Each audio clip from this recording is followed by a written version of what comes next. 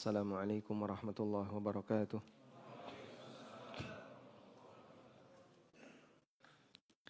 Alhamdulillahi rabbil alamin. Wassalatu wassalamu ala ashrafil mursalin.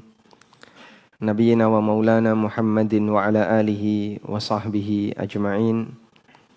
Wa ashhadu an la ilaha illallah wahdahu la syarika lah. Wa ashhadu anna Muhammadan abduhu wa rasuluh. Sallallahu alaihi wa ala alihi wa sahbihi wa man tabi'ahum bi ihsanin ila yaumiddin. Alhamdulillah, puji syukur kita haturkan kehadirat Allah Azza wa Jalla. Dialah zat yang mengendalikan hati para hambanya. Allah memberikan hidayah kepada siapa saja yang Dia kehendaki, dan Allah jauhkan dari hidayah siapa saja yang Dia kehendaki. Dan kita bersyukur kepada Allah ketika Allah jadikan kita hambanya yang punya semangat untuk belajar. Karena awal mula dari hidayah adalah dimulai dari mengenal. Maka seorang hamba yang masih punya keinginan untuk mengenal, punya keinginan untuk belajar, berarti Allah hendak membukakan kebaikan untuknya. Sehingga Nabi SAW menyebutkan, "May yuridillahu bi khairan yufaqihu fiddin." Barang siapa yang Allah kehendaki untuk mendapatkan kebaikan, maka Allah pahamkan dia dalam masalah agama. Dan di kesempatan pagi ini, mungkin Bapak Ibu tidak sedang healing di puncak atau jalan-jalan di mall, tapi kita sedang healing di taman ilmu insyaallah, yang itu disebut sebagai taman surga. Rasulullah sallallahu alaihi wasallam bersabda, "Wa idza marartum bi riyadil jannah farta'u." Apabila kalian melewati taman-taman surga, maka mendekatlah. Dan beliau ditanya, "Wa ma riyadul jannah ya Rasulullah?" Lalu apa yang dimaksud dengan taman surga itu? Beliau menjawab, "Hilaqud dzikri." Yang dimaksud dengan taman surga adalah halaqah zikir. Halaqah zikir bisa maknanya adalah tempat di mana orang sedang berzikir kepada Allah dengan membaca kalimat-kalimat thayyibah. Seperti seusai salat, Anda tidak pulang tapi Anda berzikir. Maka halaqah pasca salat kemudian orang berzikir termasuk hilaqud dzikr.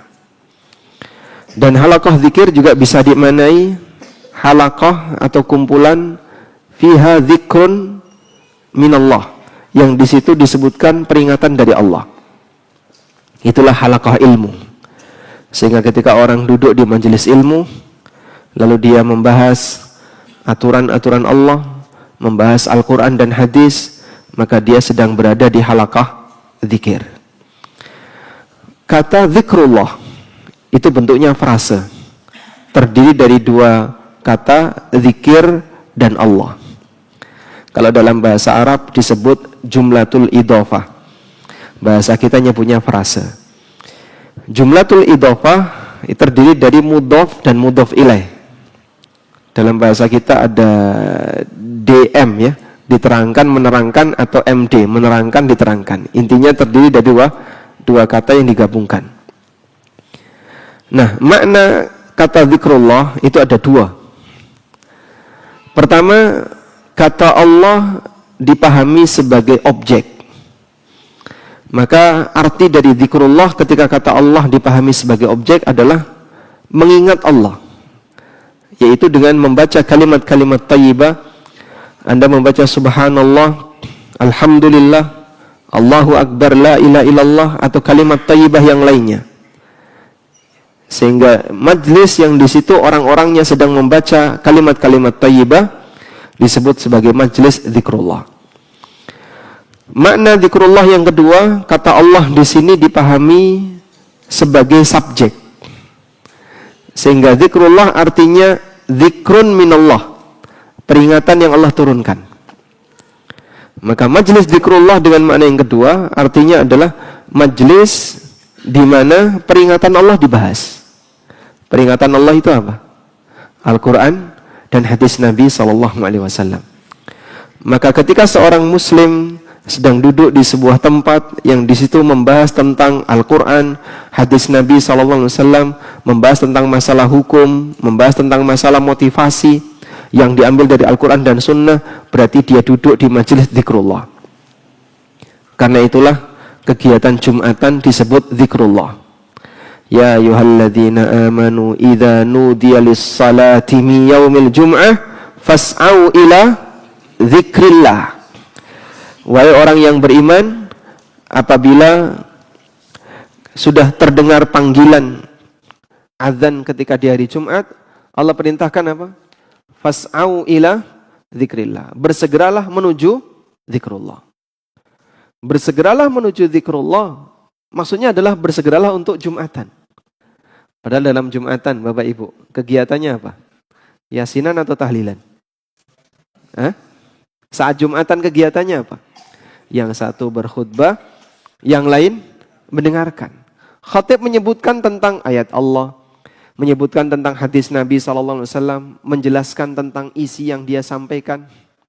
Maka tempat seperti itu disebut oleh Allah sebagai tempat zikrullah, karena ketika sedang Jumatan, peringatan Allah dibahas. Sehingga pada saat Bapak Ibu sekalian duduk di majelis seperti ini, mohon untuk diyakini bahwa Anda sedang berada di majelis zikrullah. Anda sedang berada di majelis zikrullah. Tayyib. Selanjutnya, salawat dan salam semoga selalu tercurah untuk Nabi Agung Muhammad SAW atas perjuangan besar yang beliau lakukan dalam membela agama Allah dan menyebarkan agama Allah, sehingga kita bisa merasakan indahnya Islam. Al-Quran bisa kita terima dalam kondisi masih asli dan otentik, dan tidak ada satupun bagian yang dipalsukan. Allah menjaganya. Dan tidak lupa kita mengucapkan jazakumullah khairan kepada DKM Masjid Baitus Salam yang telah memberikan kita fasilitas untuk belajar di kesempatan pagi ini.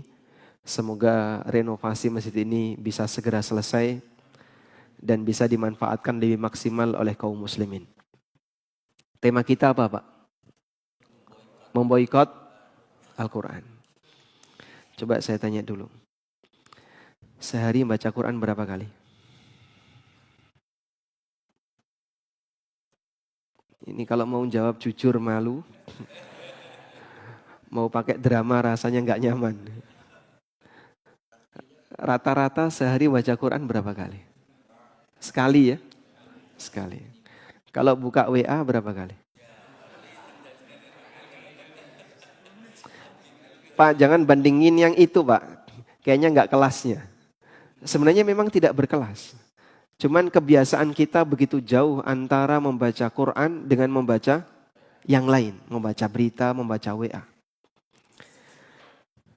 Masya Allah, manusia itu apapun dipelajari, Pak. Politik dipelajari, ekonomi dipelajari, teknologi, otomotif, entertain, terus apa lagi? Semuanya dipelajari, kecuali Quran. Kita bicara muslim ya. Kalau non-muslim itu urusan mereka. Tapi seperti inilah realita kaum muslimin. Hampir semua ilmu dia pelajari. Dia baca, memperkaya semua khazanah informasi yang ada. Tapi ternyata yang satu ini malah dia tinggalkan. Itulah Al-Quran. Sehingga kita banyak membaca apapun kita baca, terutama di WA. Di WA itu sebenarnya yang kita baca apa? Komunikasi, satu. Terus apa lagi? Berita. Kemudian informasi, status orang. Kita baca banyak, kita baca. Hampir ruangan kita nggak kosong dengan yang namanya bacaan. Cuman kita jarang menyentuh Al-Quran. Di bagian inilah fenomena yang diadukan oleh Rasulullah SAW kepada Allah Ta'ala. Nabi SAW mengadu kepada Allah akan adanya fenomena umat yang memboikot Al-Quran. Baik, agar kajian kita lebih maksimal, silakan dibuka Qurannya. Barangkali hari ini belum baca Quran, hari ini pas jam ini kita baca Quran. Sudah ada? Ada WA-nya, Pak? Wausan Al-Quran. WA. Silakan dibuka surat Al-Furqan ayat 30. Surat Al-Furqan ayat 30. Ayatnya 30. Surat ke-25 ayat 30. Baik, sudah ketemu? Di mushafnya ada surat Al-Furqan? Ada. Kalau enggak ada, di-uninstall Pak ya. Ganti yang lain. Baik, kita akan membersamai surat Al-Furqan ayat 30. Allah Subhanahu wa taala menceritakan tentang keluhan yang disampaikan oleh Rasulullah sallallahu alaihi wasallam kepada Allah mengenai keberadaan umatnya yang memboikot Al-Qur'an. Allah berfirman, "Wa qala ar-rasulu ya rabbi inna qaumi ittakhadhu hadzal qur'ana mahjura." Rasul berkata, "Ya Rabbi, wahai Rabbku, inna qaumi, sesungguhnya kaumku, ittakhadhu hadzal Qur'an, mereka telah menjadikan Quran ini." Quran ini yang mana? Ya ini yang sedang ada di hadapan kita. Inna qaumi ittakhadhu hadzal Qur'an, sesungguhnya kaumku telah menjadikan Quran ini mahjuron, sebagai sesuatu yang diboikot. Mahjuron diterjemahkan apa di mushafnya Bapak? Diabaikan. Ada istilah hajar, hijrah, artinya meninggalkan sesuatu, berpindah ke tempat yang lain. Menghajar itu artinya apa? Mengabaikan. Kalau istri sedang nusyuz, seorang lelaki diperbolehkan untuk memberikan hukuman dengan 3 tahapan. Yang pertama apa?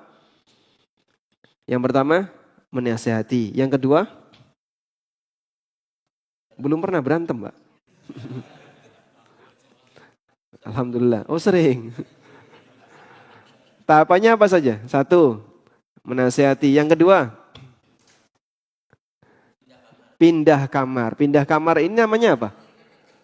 Menghajar.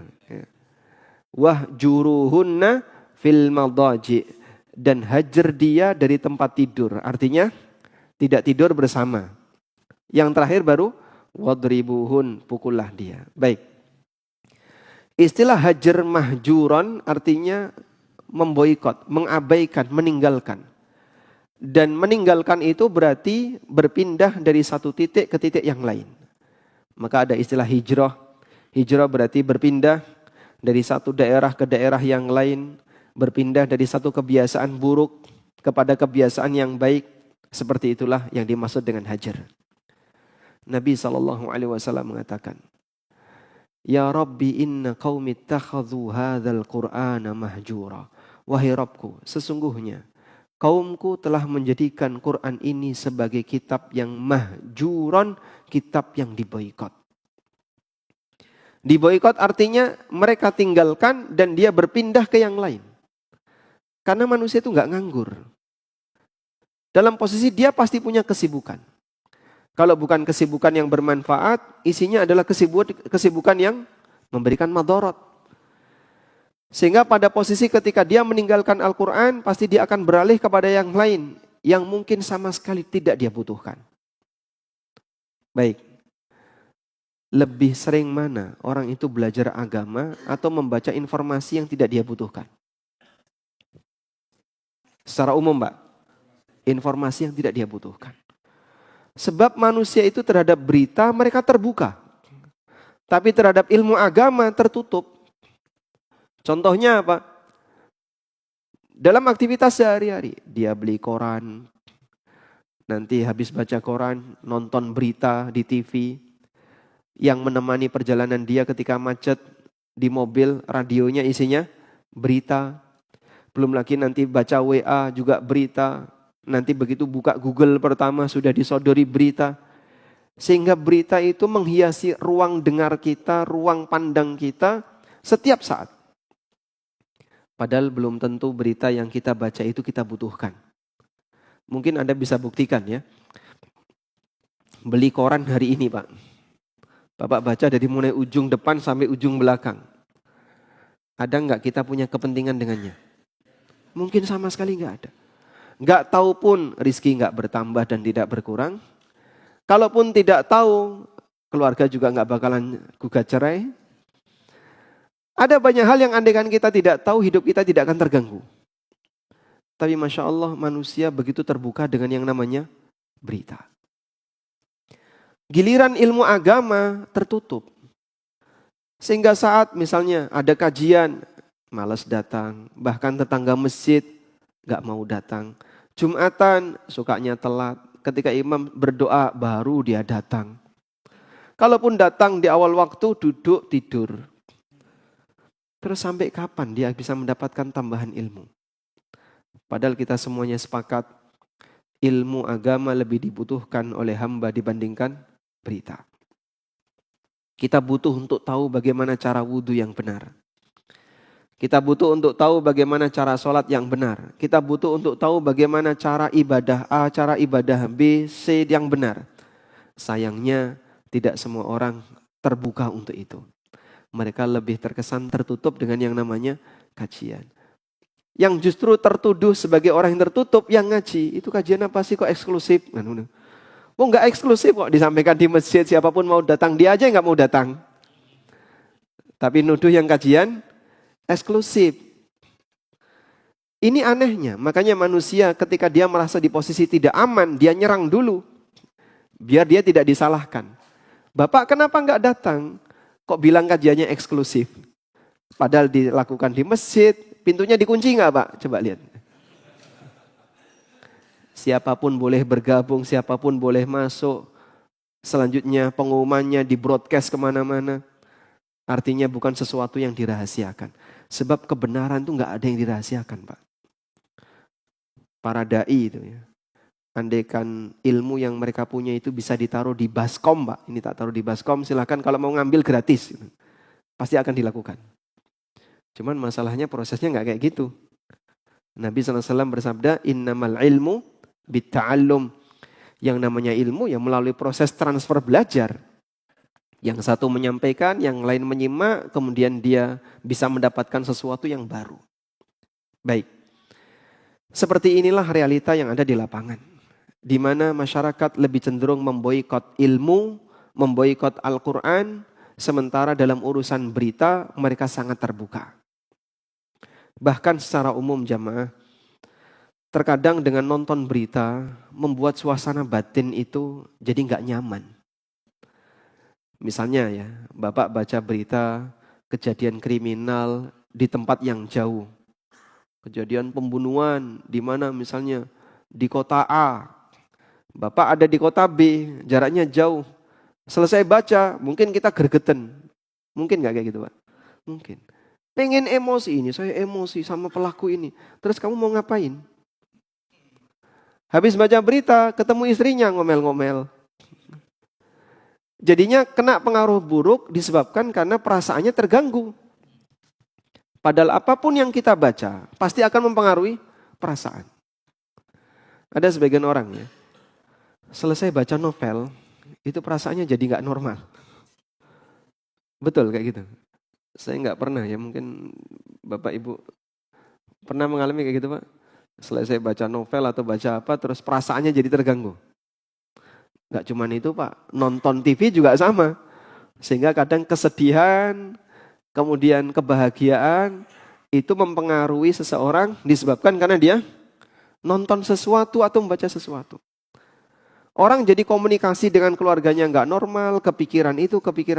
Wah tadi kutu pas tegang, terus bersambung. Kepikiran. Memang sengaja dibuat muncak begini ya. Puncak konflik, terus putus. Kepikiran. Saya pernah mengalami kayak gitu ya. Waktu kalau nggak salah masih SD dulu. Baca cerpen kan. Di buku bahasa Indonesia kan ada cerpen ya. Baca cerpen selesai, baca cerpen. Saya memang ngerasakan sendiri. Ada pengaruh perubahan perasaan. Kok bisa mengena kayak gini ya. Masya Allah. Demikianlah keterangan. Tapi cerita dalam Al-Quran kita nggak ngerti. Padahal Allah Subhanahu wa Ta'ala sebutkan dalam Al-Quran bahwa kisah itu Allah nyatakan linutsabbita bihi fuadaka warattalnahu tartila, agar menguatkan hatimu dan kami bacakan Quran dengan tartil. Cuman kita karena tidak bisa mengambil pelajaran dengan maksimal, sehingga kita baca cerita dalam Al-Quran tapi tidak mengena sama sekali. Baik. Maka intinya berkaitan dengan masalah berita, mungkin sudah mulai harus kita batasi Bapak Ibu. Membatasi diri dalam arti tidak semuanya akan mendatangkan manfaat dan beresiko kalau ternyata justru berita itu mendatangkan madharat bagi perasaan kita, sehingga selesai baca justru malah kita jadi nggak normal perasaannya. Selanjutnya, Nabi SAW menyebutkan, Ya Rabbi inna qaumi wahai Rabbku, sesungguhnya kaumku. Kaum Rasul, kaumnya Nabi SAW itu ada dua. Umatnya Nabi SAW itu ada dua. Yang pertama adalah ummatud dakwah. Ada umat yang disebut dengan umat ad-dakwah. Siapa yang dimaksud dengan ummatud dakwah atau qaumud dakwah? Yang dimaksud dengan ummatud dakwah atau kaum dakwah adalah umat yang belum menerima ajaran Islam. Non-muslim atau orang yang belum mengenal Islam, itulah ummatud dakwah. Yang kedua, ummatul ijabah. Itulah umat yang sudah mau menerima ajaran Islam. Dan kata qaumi di sini mencakup dua-duanya. Inna qaumi, sesungguhnya kaumku, mencakup ummatud dakwah dan ummatul ijabah. Dua-duanya punya fenomena memboikot Al-Quran. Sekarang kita akan menyimak penjelasan yang disampaikan oleh Al-Hafidh Ibnu Katsir mengenai tafsir dari ayat. Taib. Al-Hafidh Ibnu Katsir rahimahullah menyebutkan, Yaqulullahu mukhbiran an rasulihi wa nabihi Muhammadin sallallahu alaihi wasallam. Ya Rabbi inna qaumi ittakhadhu hadzal Qur'ana mahjura. Allah berfirman menyampaikan tentang apa yang diucapkan oleh Rasul dan nabinya Muhammad sallallahu alaihi wasallam. Wahai Rabbku, sesungguhnya kaumku telah menjadikan Quran ini sebagai kitab yang diboikot. Wa dzalika, bentuknya adalah annal musyrikin kanu la yasghuna lil Qur'an wa la yasma'unahu.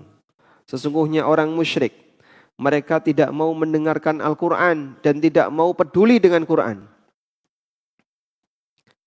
Bahkan orang-orang kafir mengatakan, wa qala alladziina kafaru la tasma'u li hadzal Qur'an walghaw fihi la'allakum taghlibun. Orang kafir mengatakan, enggak usah dengerin Al-Qur'an. Walghaw fihi, cuekin saja itu Qur'an. Tinggalin itu Al-Quran. La'allakum taghlibun, kalian akan menjadi pemenang. Wa kanu idza tuliya alaihimul Qur'an aktsarul ghalat, aktsarul laghat wal kalam fi ghairihi. Karena mereka ketika dibacakan Quran malah ngobrol sendiri.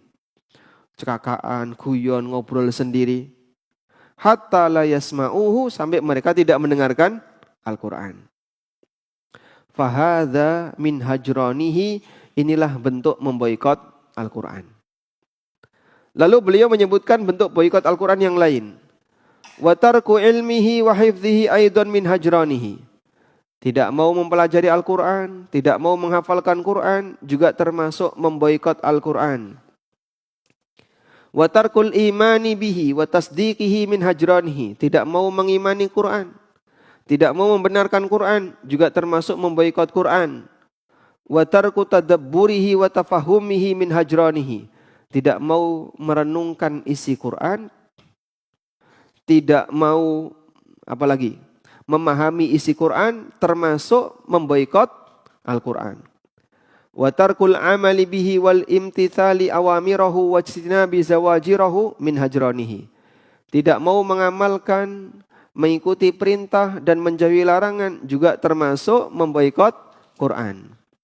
Wal udulu anhu ila ghairihi min syi'rin au qaulin au ghina'in au lahwin au kalamin min hajranihi. Termasuk meninggalkan Quran tapi lebih sibuk dengan syair, dengan nyanyian, dengan guyonan, ucapan-ucapan yang tidak ada manfaatnya, itu juga termasuk memboikot Quran. Fanas'alullahal karimil mannan. Fanas'alullahal karimal mannan al-qadira ala ma yasha ayyukhallisana mimma yuskhituhu. Kita mohon kepada Allah, Zat yang maha mulia, yang maha kuasa atas segala sesuatu, agar membersihkan kita dari semua perbuatan yang menyebabkan murkanya Allah Subhanahu wa taala. Baik.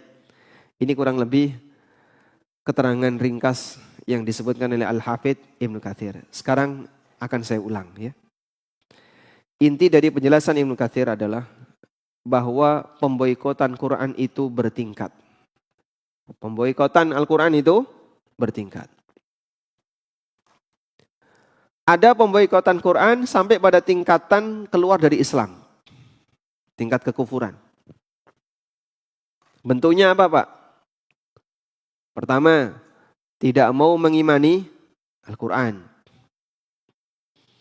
Yang kedua, mendustakan status Al-Quran.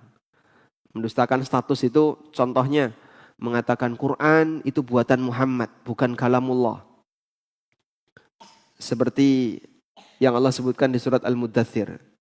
Al-Walid bin Mughirah mengatakan, in hadza illa qaulul bashar.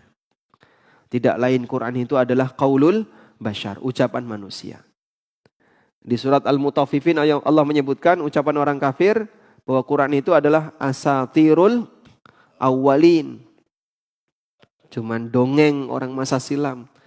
Quran kan isinya cuman katanya-katanya, konon-konon, dongeng orang masa silam. Ini tingkatan yang paling tinggi. Pemboikotan Quran yang sampai pada derajat keluar dari Islam. Atau tidak mau mengakui keotentikan Quran. Sehingga dianggap ada perubahan dan ucapan manusia dalam Quran.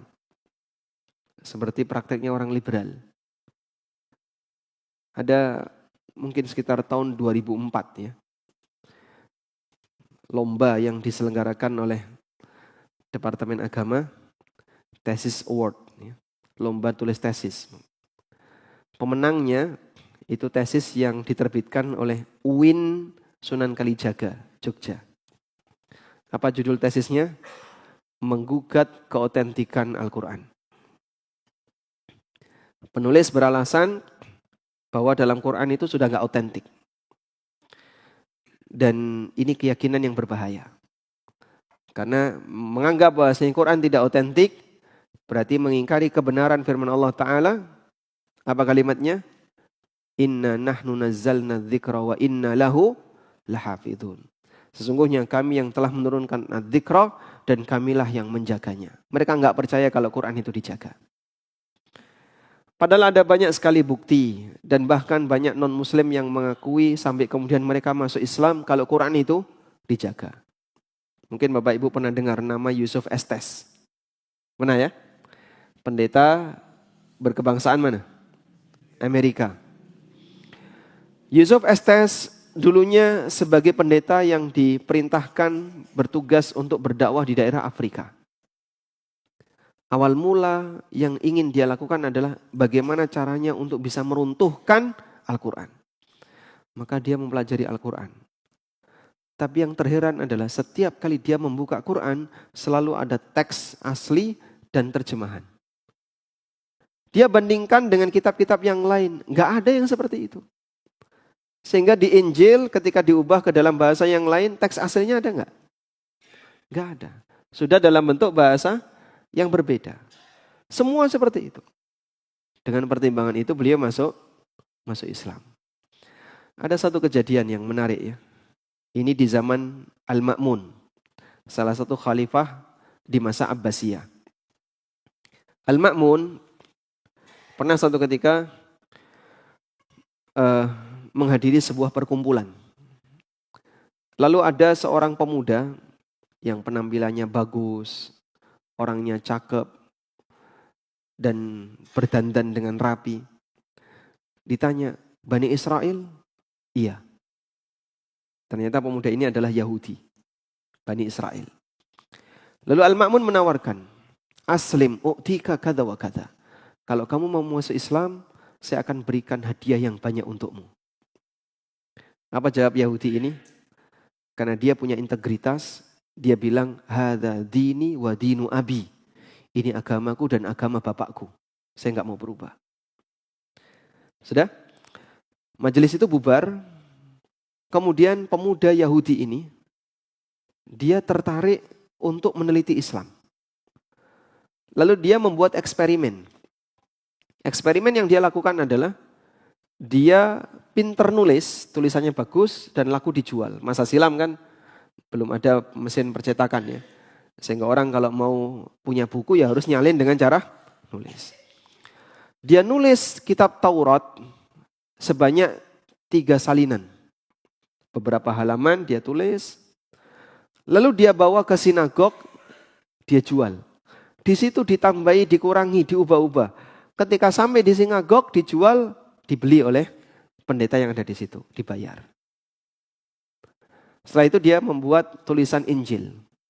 Dia tulis Injil, dia tambahi, dia kurangi, dia ubah-ubah, dibawa ke gereja, dibeli oleh orang gereja. Kemudian dia melakukan yang sama untuk Quran. Dia salin Al-Quran, dia tambahi, dia kurangi, dibawa ke percetakan Al-Quran. Setelah dibaca, diteliti, ditolak. Saya nggak mau. Ini palsu. Sejak saat itu kemudian dia masuk Islam. Nah, dia berkesimpulan, satu-satunya kitab yang dijaga oleh Allah otentik adalah Al-Quran. Sehingga 1400 tahun tidak pernah ada tambahan 1 huruf maupun pengurangan 1 huruf. Allah Subhanahu wa taala yang menjaganya. Kalau Taurat dan Injil penjagaannya diserahkan ke siapa? Ke manusia. Bimastuhfidhu min kitabillah, disebabkan mereka diperintahkan untuk menjaga kitabullah. Tapi mereka tidak berhasil. Sebab segala sesuatu kalau diserahkan ke manusia pasti gagal.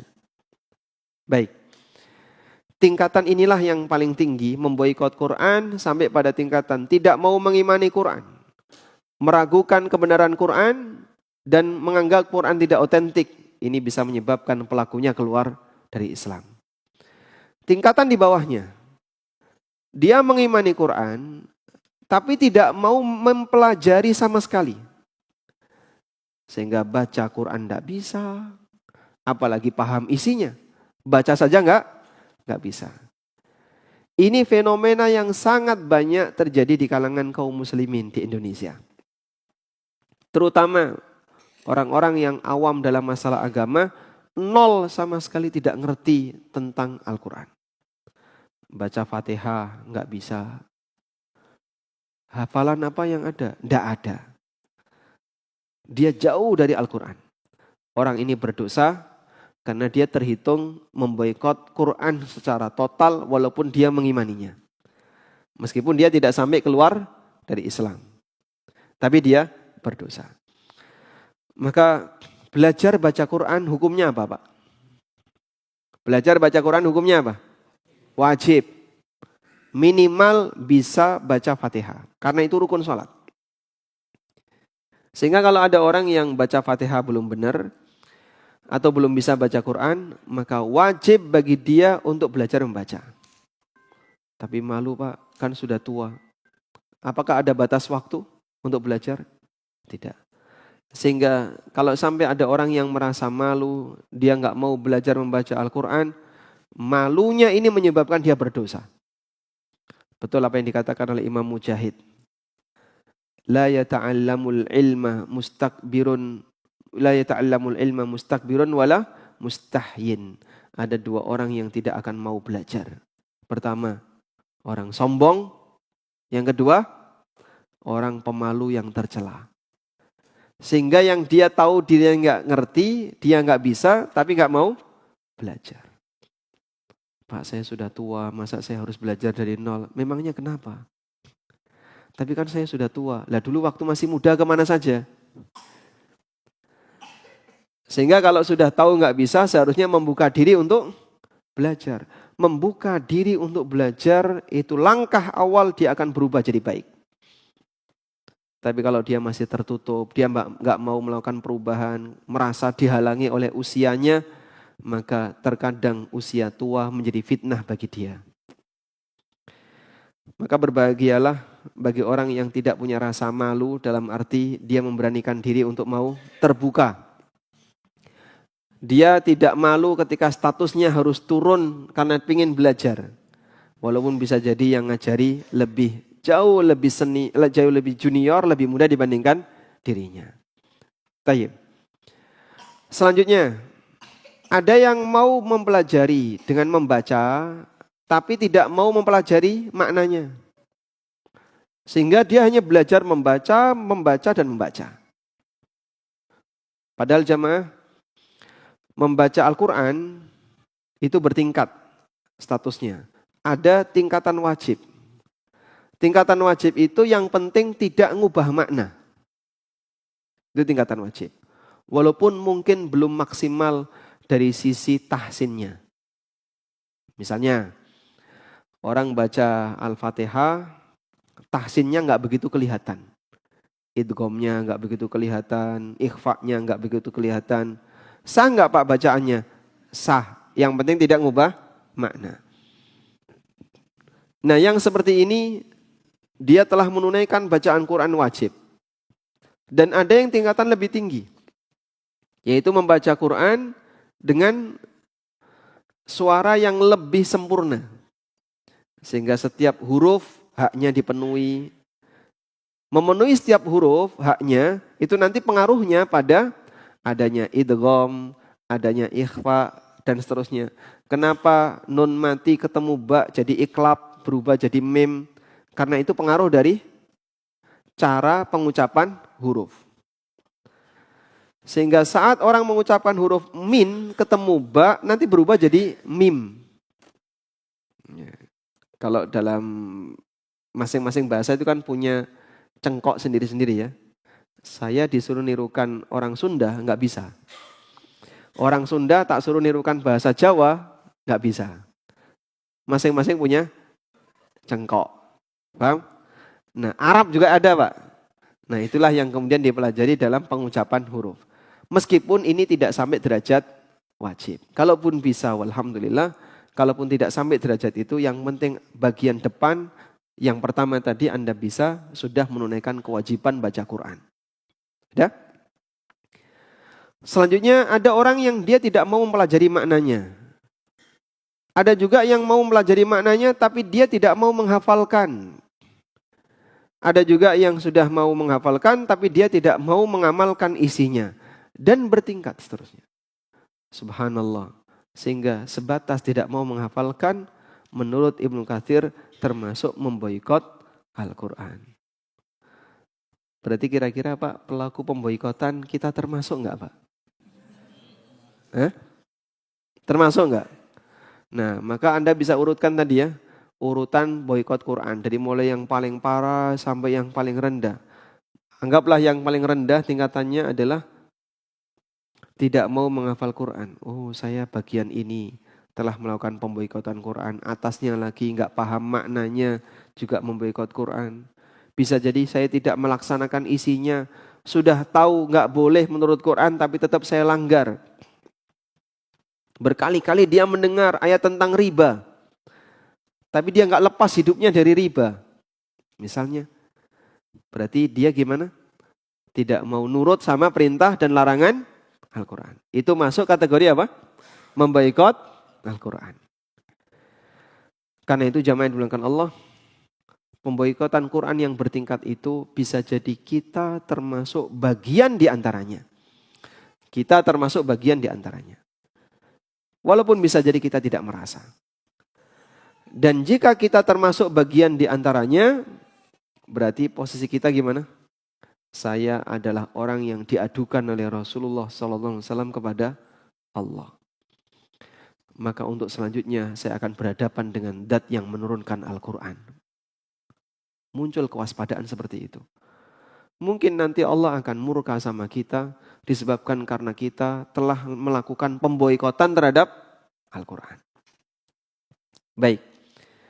Karena itulah Bapak Ibu yang dimuliakan Allah, kewajiban dan tugas semacam ini layak kita jadikan sebagai tugas PR yang harus kita taruh di depan mata. Bagian mana dari Quran yang saya belum bisa? Baca sudah bisa Pak, alhamdulillah. Ngerti maknanya, saya sudah baca terjemahannya. Mentadabburi, ya ini kayaknya masih butuh proses. Mengamalkan isi, sebagian sudah saya amalkan. Terus apa lagi? Menghafalkannya, baru ina atau ina. Sama kulhu. Masih banyak yang belum kita hafalkan. Dan itu termasuk di antara bentuk memboikot Al-Quran. Kita lakukan secara bertahap, semoga kita tidak termasuk di antara orang yang boikot Quran. Baik, selanjutnya kita akan bahas sedikit tentang bagaimana tahapan belajar Al-Quran. Kita tahu satu kitab ini Masya Allah dipelajari oleh semua manusia dari berbagai tingkatan. Dari mulai orang yang paling awam agama sampai profesor bidang ilmu Quran. Semuanya belajar dari satu kitab ini. Sehingga ada fakultas ilmu Al-Quran. Sampai jadi apa? Fakultas. Dan dari Al-Quran ada banyak sekali ilmu turunan. Ada banyak sekali ilmu turunan. Semua bisa diambil dari Al-Quran. Maka Allah sebut Al-Quran itu sebagai tibyanan likulli syai'in. Penjelas segala sesuatu. Al-Quran adalah penjelas segala sesuatu. Baik. Allah turunkan Al-Quran pertama kali lafadznya apa? Iqra. Apa yang dibaca Pak? Nabi SAW mendapatkan perintah pertama kali sebagai wahyu pertama kali. Beliau dirangkul oleh Jibril. Kemudian Jibril mendiktekan, Iqra, bacalah. Apa jawab Nabi SAW? Ma ana biqari. Aku gak bisa baca. Diulang lagi oleh Jibril, Iqra, bacalah. Ma ana biqari. Aku gak bisa baca. Sampai yang ketiga, Iqra bismi rabbikal ladzi khalaq. Khalaqal insana min alaq. Iqra wa rabbukal akram. Sehingga kalau kita ditanya, saat Nabi SAW diperintahkan Iqra, yang dibaca itu apa? Yang dibaca apa Pak? Ya Quran itu sendiri. Iqra, bacalah. Karena Iqra itu bisa maknanya adalah menirukan suara orang lain. Iqra, kalimat berikut. Nah, terus didiktekan. Maka dia baca apa yang didiktekan. Tayyib. Sehingga pertama kali Al-Quran itu diajarkan oleh Allah kepada Nabi-Nya SAW dalam bentuk didiktekan oleh Jibril kepada Rasulullah SAW. Dan inilah talaki puncak Al-Quran. Talaki dari malaikat kepada siapa? Seorang Nabi. Kemudian Al-Quran itu disampaikan dari generasi ke generasi melalui talaki. Rasulullah SAW mengajarkan kepada para sahabat juga dengan metode talaki. Beliau membacakan, kemudian sahabat mendengarkan. Lalu mereka menghafalkan dan menirukannya. Sahabat menyampaikannya kepada zaman tabi'in dan demikian seterusnya. Sehingga dulu Pak, cara belajar Quran itu melalui metode menirukan. Baru menggunakan metode baca itu belakangan. Tapi yang awal adalah dengan cara menirukan. Oleh karena itu, memang pada asalnya belajar Quran itu dengan cara talaki. Makanya kalau kita pengen belajar baca Quran, harus ada guru. Anda dikasih, Pak ini mushaf Quran tolong dibaca. Buka, yang saya baca apa? Ini bunyinya apa kan tidak bisa. Sehingga Anda baru bisa baca kalau ada guru. Disinilah awal dari belajar Quran. Harus dengan metode talaki. Bisa langsung ketemu, bisa juga via online bebas. Itu hanya teknis. Tapi metodenya metode talaki. Selanjutnya, dalam belajar membaca, Allah Subhanahu wa taala tekankan dalam Al-Qur'an, warattilil Qur'ana tartila. Bacalah Al-Qur'an dengan cara tartil. Dan ini salah satu dan ini satu-satunya adab dalam membaca Quran yang diperintahkan oleh Allah dalam Al-Quran, yang itu tidak berlaku untuk teks Arab yang lain. Saya ulangi ya, bahwa baca Quran itu punya aturan khusus, yaitu dibaca dengan cara tartil, yang itu tidak berlaku untuk teks Arab yang lain. Membaca tartil itu gimana Pak? Membaca teks dengan memberikan semua hak hurufnya. Membaca teks dengan memberikan semua hak hurufnya. Misalnya haknya huruf fa gimana? Ya huruf fa itu dibaca dengan cara seperti ini. Huruf shin dibaca dengan cara seperti ini. Huruf dot dibaca dengan cara seperti ini. Memberikan hak huruf, ini namanya apa? Tartil. Kalau panjang dipanjangkan, pendek dipendekkan, itu memberikan hak huruf. Baik. Dan dalam belajar tahsin, intinya ada 5 materi yang seharusnya Bapak miliki. Materi pertama, materi makharijul huruf. Materi pertama, makharijul huruf. Materi makharijul huruf ini belajar tentang cara pengucapan huruf yang tepat. Mungkin ini butuh perjalanan lebih panjang karena mungkin lidah kita terkadang ada sisi cacat sehingga kesulitan untuk mengucapkan huruf tertentu. Fa, orang Sunda bilangnya apa? Bisa insya Allah ya, fa ya. Sunda sama Arab itu berkebalikan. Orang Arab P itu nggak bisa. P itu jadi ba. Ya. Jadi misalnya parking itu jadi barking. Makanya kan jadi ejekan untuk orang Arab ya, no barking. Dilarang menggonggong. Sehingga mereka nyebut misalnya di lift ya, P1, P2, B1, B2. Mereka bilangnya B.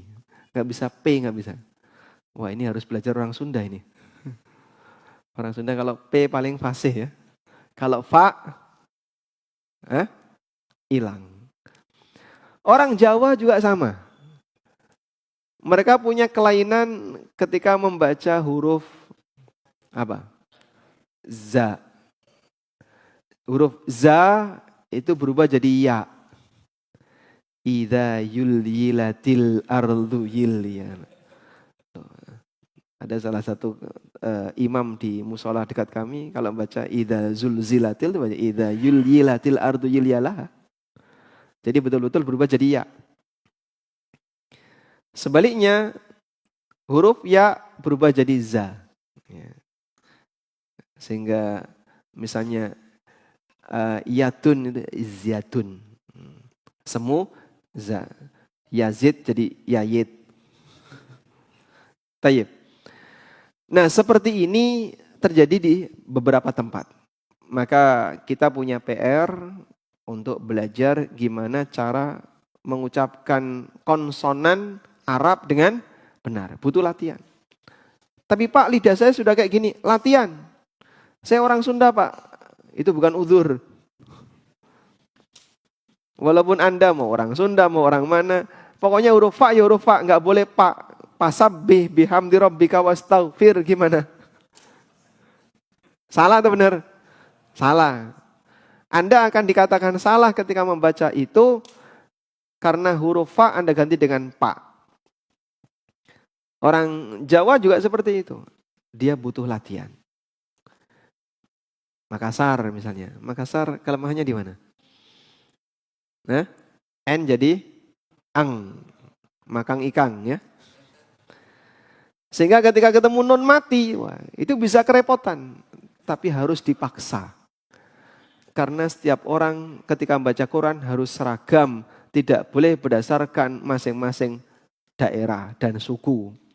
Kalau masing-masing suku harus menyesuaikan dengan sukunya masing-masing, ya nanti bacaannya jadi gak karuan. Baik, ini materi pertama. Materi apa? Makharijul huruf. Yang kedua, materi tentang panjang pendek, tentang mat. Kapan dibaca panjang, kapan dibaca pendek. Alhamdulillah sudah dikasih tanda. Seperti ini panjangnya sekian harokat, seperti ini panjangnya sekian harokat. Tinggal ngikutin saja tanda yang ada. Udah? Karena panjang pendek itu bisa mempengaruhi makna. Contohnya, la a'budu artinya apa? Aku tidak akan menyembah. Kalau la-nya Anda baca pendek, la a'budu, la pendek itu artinya sungguh. Lam taukid artinya sungguh. La a'budu, sungguh aku akan menyembah. Jadinya gimana? Berkebalikan. La a'budu ma ta'budun, aku tidak akan menyembah apa yang kalian sembah. Dibaca, la a'budu ma ta'budun, sungguh aku akan menyembah apa yang kalian sembah. Malah jadi musyrik.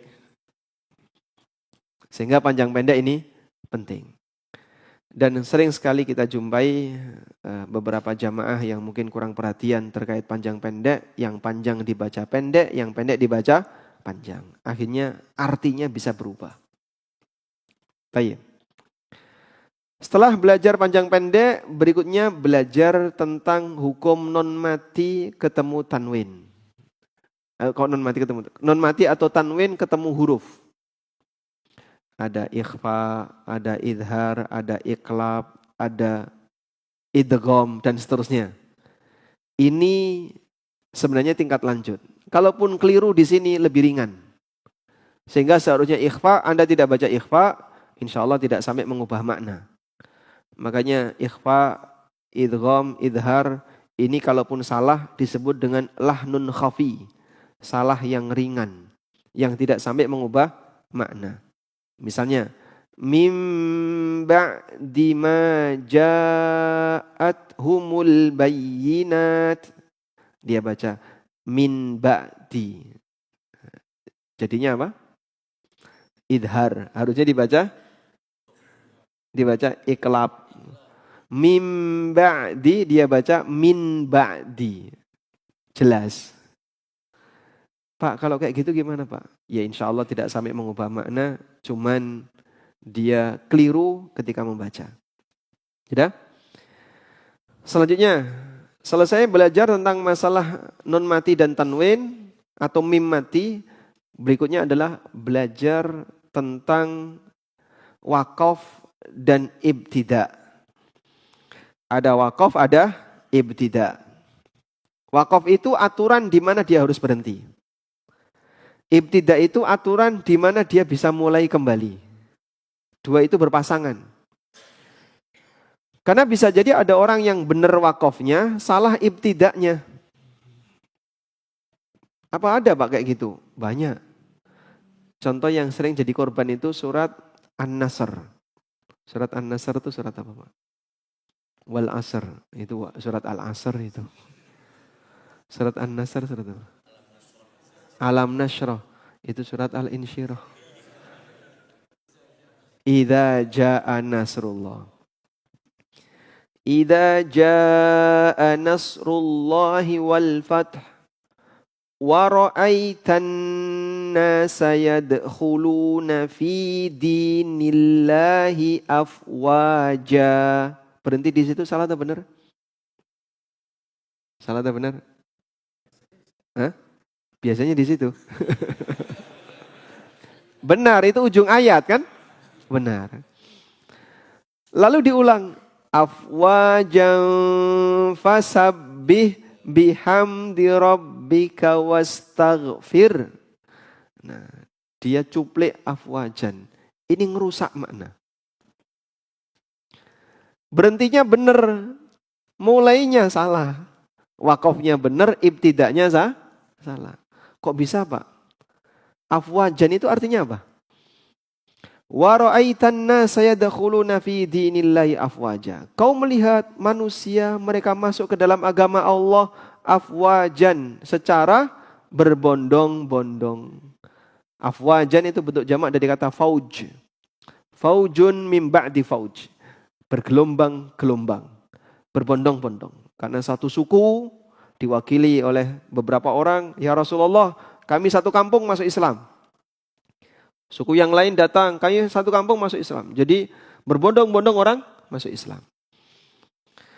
Nah, ini dikutip satu kata ini, afwajan fasabbih bihamdi rabbika wastaghfir, secara berbondong-bondong sucikanlah nama Rabbmu dan beristighfarlah.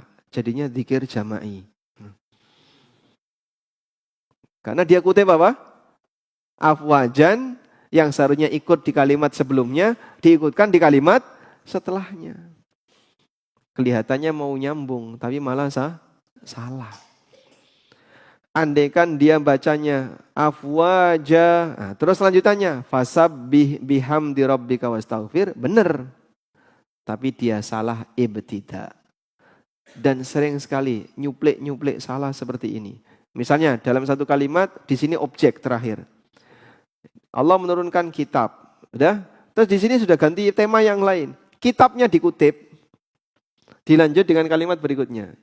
Ini malah objek yang seharusnya ikut di depan, dia diikutkan di belakang.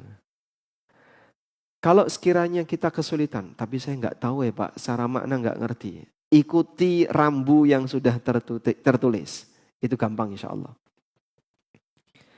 Dan Masya Allah ya, para ulama yang fokus membidangi Quran, mereka memberikan perhatian kepada kaum muslimin, dikasih tanda. Di sini wakaf. Dan wakaf pun itu bermacam-macam. Ada wakaf lazim. Ada wakaf apa lagi? Al-waqfu aula, qaf, kemudian lam. Al-waslu aula, nyambung lebih baik. Itu di teks Quran aslinya enggak ada. Di teks Quran aslinya enggak ada. Nun wasol di belakang, di bawah itu ya. Itu di Quran Madinah ada enggak? Ada? Enggak ada. Maka beberapa orang yang dia belum terbiasa dengan nun wasol, saya sarankan sebaiknya Bapak baca Quran terbitan Toha Putra saja. Ya, karena yang Quran versi Indonesia itu dilengkapi yang kayak gitu. Non wasol, terus wakaf aula, wasol aula, itu dilengkapi. Yang versi Indonesia. Yang versi Madinah itu enggak ada. Karena orang sana sudah paham, di sini pasti ada non wasol. Nilladzi, itu contohnya kata apa misalnya? Ya. Contohnya kata apa? Surat Al-Kahfi. Ya? Surat Al-Kahfi gimana?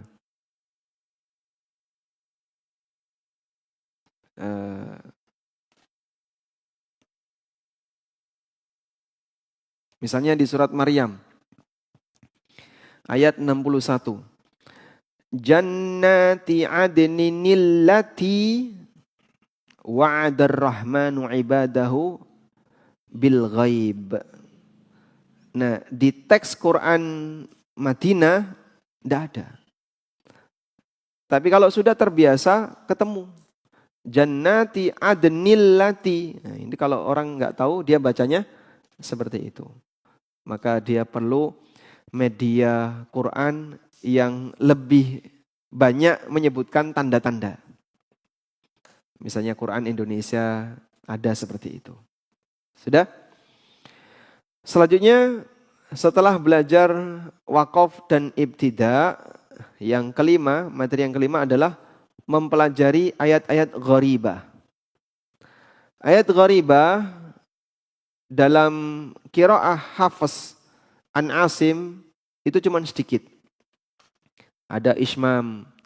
Malaka la ta'manna ala Yusuf. Ta'man, nah, terus ditahan sambil apa? Menggerakkan bibir sambil monyong terus dilepas. Bismillahi majreha wa mursaha a'jamiyu wa arabi. Seperti itu namanya ayat gharibah. Cukup Anda hafalkan di titik-titik itu, ikuti cara baca yang benar, insya Allah sudah selesai. Kalau 5 materi ini sudah dikuasai, alhamdulillah berarti Bapak di posisi sudah belajar tahsin dengan benar. Makhraj, terus apa yang kedua? mat, non mati dan tanwin, kemudian waqaf dan ibtida. Yang kelima ayat gharibah. Sudah? Selanjutnya, setelah kita belajar membaca, kita belajar tafsir. Nah, tafsir yang perlu kita kenali adalah mana tafsir yang benar dan mana tafsir yang bermasalah. Nomor satu. Wah, saya nggak mau berurusan dengan tafsir bermasalah. Alhamdulillah, udah lupakan saja. Fokus pada tafsir yang benar. Tafsir yang paling gampang untuk dibaca apa, Pak? Ya, Ibnu Katsir, Muyassar, gak ma'ruf di masyarakat. Tafsir yang paling gampang dan paling mudah didapatkan. Paling gampang dibaca, paling mudah didapatkan. Apa? Ibnu Katsir. Ibnu Katsir itu sulit sekali. Saya ada kajian tafsir Ibnu Katsir setiap Senin malam. Pesertanya mahasiswa. Itu untuk membaca satu tafsir saya baca 3 kali. 3 kali baru saya paham untuk bisa menyampaikan. Ya, tafsir yang paling gampang, terjemah depak. Itu tafsir, Pak. Kok bisa, Mas? Karena Quran itu tidak bisa diterjemahkan. Yang diterjemahkan maknanya. Makanya kalau ada nggak mushaf Al-Quran dari terjemah depak ada? Mohon maaf, di situ ada ya. Bisa minta tolong diambilkan, Pak. Yang warna coklat paling kanan. Nah, ada 2. Atas. Bawah. Tumpukan paling bawah. Alhamdulillah. Baik, alhamdulillah. Kepake ya. Masya Allah. Barangkali sudah lama ketumbuk di situ nggak kesentuh. Debunya banyak nggak, Mas, itu, Mas? Baik. Terima kasih ya. Ini ada tulisan berbahasa Arab ya. Di sampulnya ini. Tulisannya Al-Qur'anul Karim wa tarjamatu ma'anihi ila al-lughah Indonesia. Al-Qur'anul Karim dan terjemah maknanya. Jadi penyebutannya bukan terjemah teks Qur'annya, tapi terjemah maknanya. Sebab menerjemahkan itu bukan menerjemahkan teks, tapi menerjemahkan makna. Baik. Lalu setelah menerjemahkan makna, yaitu jadi tafsir paling ringkas. Maka sebenarnya terjemahan ini adalah tafsir paling ringkas. Ada teks seperti ini, kemudian diterjemahkan di sebelahnya. Ini tafsir ringkas. Sehingga terjemah depak itu aslinya tafsir Quran yang paling ringkas. Ketika ada bagian yang nampaknya belum memahamkan oleh tim penerjemah, dikasih catatan kaki untuk membantu pemahaman. Mungkin sababun nuzul, mungkin ada kosakata yang perlu untuk dipahamkan tambahan, ditaruhlah di catatan kaki. Baik. Ada sebagian orang yang memberikan tuduhan.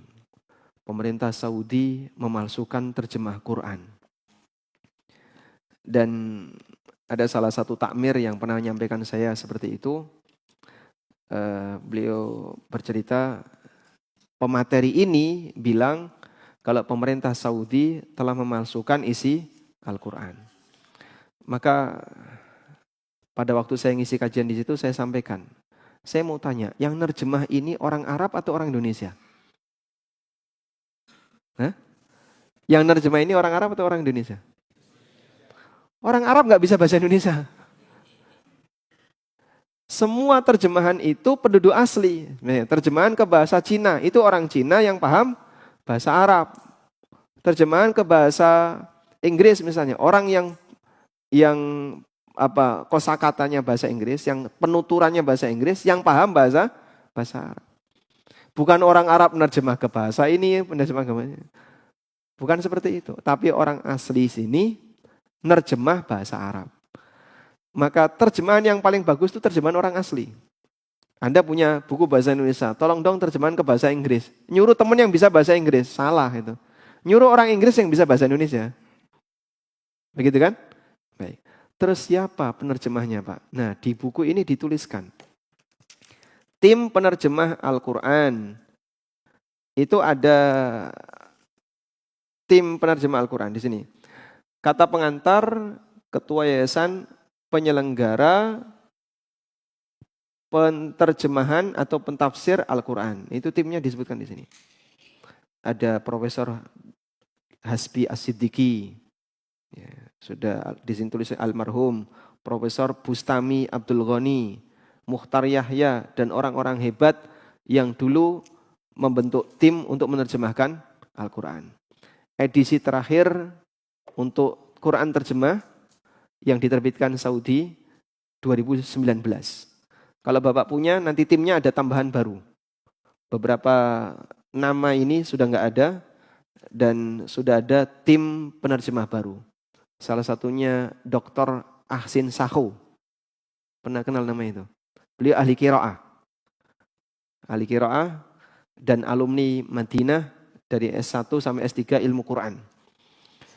Sehingga yang menerjemah itu bukan orang Arab, tapi yang menerjemah adalah orang Indonesia membentuk tim penerjemahan dan kemudian hasilnya diserahkan ke sana terus diterbitkan di sana. Pemerintah Saudi mereka mewakafkan ini dalam rangka untuk menyebarkan Al-Quran ke semua negara-negara Islam. Bahkan ada Quran yang saya pernah nemukan di Masjid Nabawi. Tebalnya cuma sekian. Diterjemahkan ke dalam bahasa Zulu. Cuman sedikit ya. Zulu, tidak tahu itu daerah mana ya. Namanya saja kita nggak tahu ya. Mungkin kurang lebih Afrika. Ya. Cuman sekian. Ternyata nggak semuanya, hanya beberapa surat saja yang kemudian diterjemahkan ke dalam bahasa Zulu. Baik. Ada yang 2 jilid. Ya. Terjemahan 2 jilid tebel-tebel segini. Itu yang pakai bahasa yang tulisannya panjang ya. Mungkin Cina atau bahasa Korea itu 2 jilid. Itu bukan orang Saudi yang nerjemah, tapi orang asli daerah yang paham bahasa Arab, paham Quran, terus diterjemah.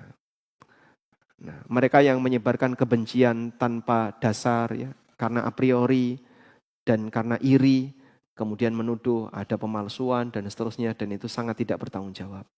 Baik. Jadi pertama ketika belajar tafsir, Anda tahapan yang paling gampang dijangkau kitab ini.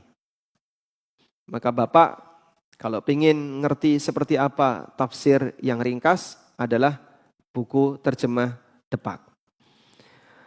Ada sebagian ustadz yang nulis buku judulnya Kritikan untuk Terjemah Depak.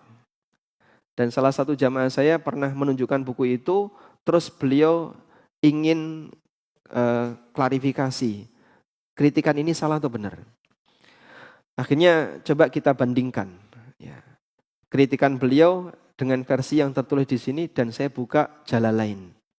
Saya buka tafsir Jalalain. Dan terjemah Depak memilih tafsir Jalalain. Memang di situ ada ikhtilaf ulama dalam menafsirkan ayat tersebut.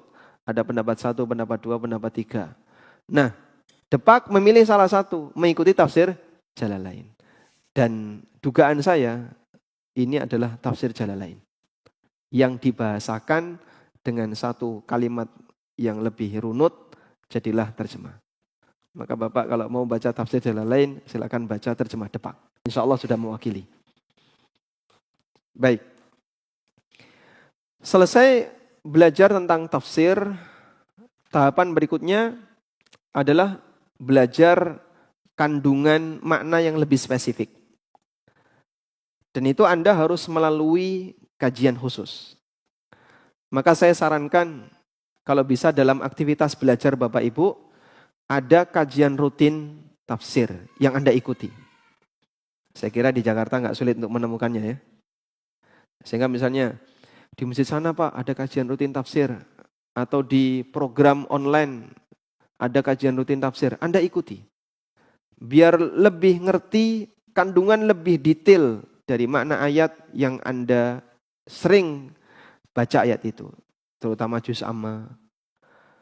Di YouTube ada kajian tafsir cukup lengkap dan nampaknya sistematis yang disampaikan oleh Al-Ustadz Abdullah Zain. Itu lengkap ya. Juz Amma kayaknya sudah khatam. Kemudian Ustadz Firanda juga ada beberapa kajian tafsir. Anda bisa jadikan itu sebagai media untuk belajar. Semoga ini jadi bukti bahwa saya tidak memboikot Al-Quran. Saya sudah berusaha semampunya ya Allah. Setelah belajar baca, saya belajar tafsir yang paling gampang untuk diambil, terjemah depak, kemudian kita belajar kandungan yang lebih detail dengan nyimak kajian-kajian tafsir, dan bila perlu sambil belajar tadabbur di sana. Satu buku yang mungkin bisa jadikan acuan ya. Buku ini tafsir kontemporer, tafsir belakangan, dan cukup mudah untuk didapat. Kemudian pembahasannya agak sedikit lengkap. Sedikit lengkap saya maksud adalah karena detail. Cuman tidak semuanya, hanya cuplikan ayat-ayat tertentu saja. Namanya Ayatul Ahkam. Ayat-ayat hukum. Ayat-ayat hukum. Karya As-Sobuni. Mungkin terlepas dari penulisnya yang dianggap sedikit bermasalah oleh ulama. Tapi untuk tafsir Ayatul Ahkam, insya Allah cukup bagus untuk dijadikan sebagai alat belajar bagi mereka yang pengen mengenal tentang bagaimana sistematika belajar tafsir. Jadi metodenya itu nanti setelah menyebutkan ayat, kemudian beliau akan mengupas makna mufrodat, kosakata, 1, 2 beberapa kata yang mungkin sulit dan butuh kamus.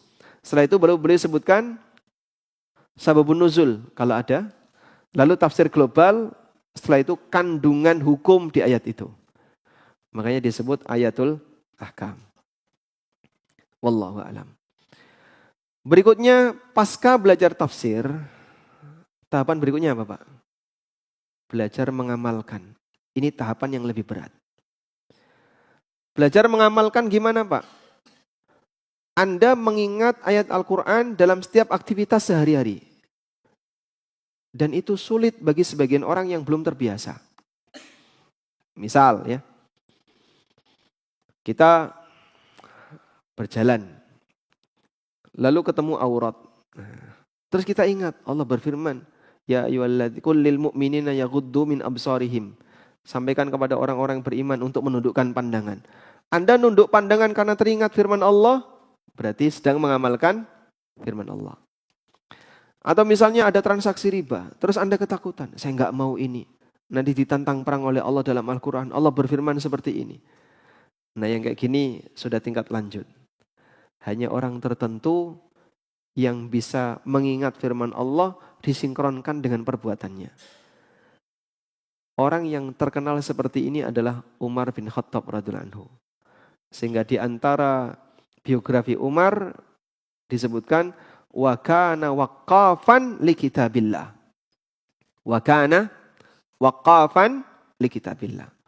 Umar itu aktivitas sehari-harinya sangat sesuai dengan kitabullah. Hingga satu ketika ada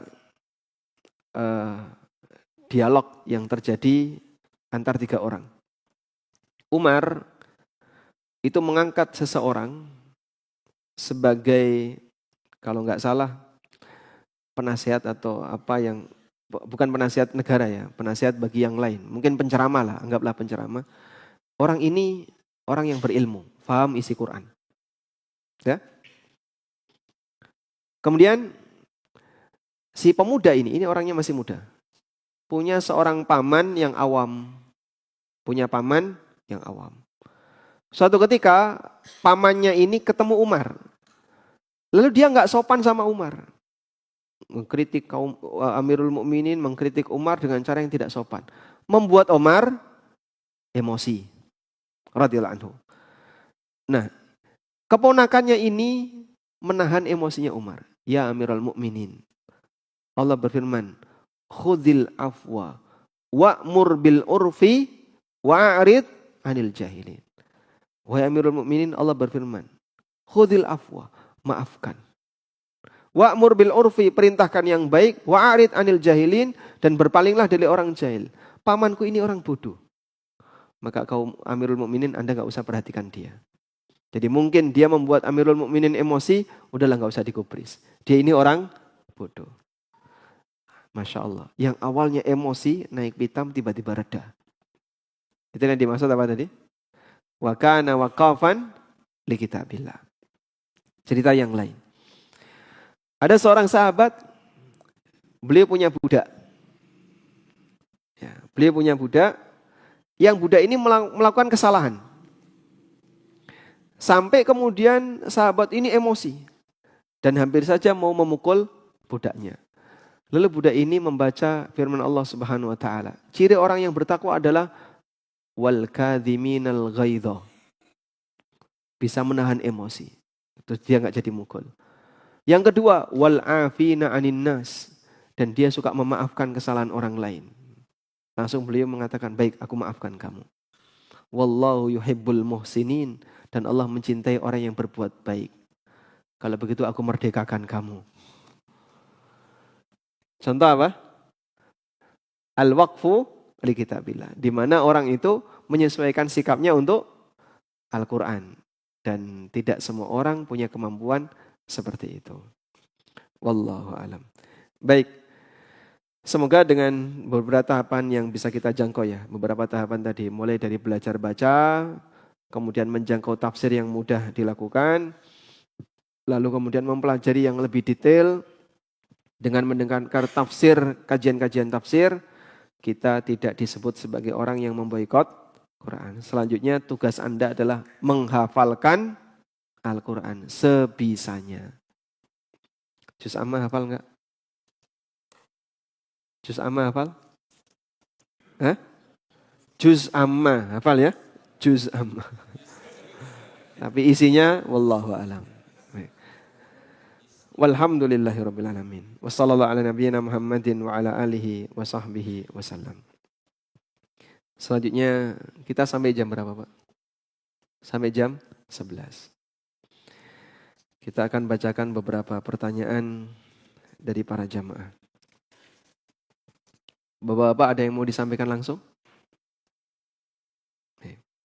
Silakan, siapa dulu? Bapak dulu, silakan. Perlu mikrofon enggak?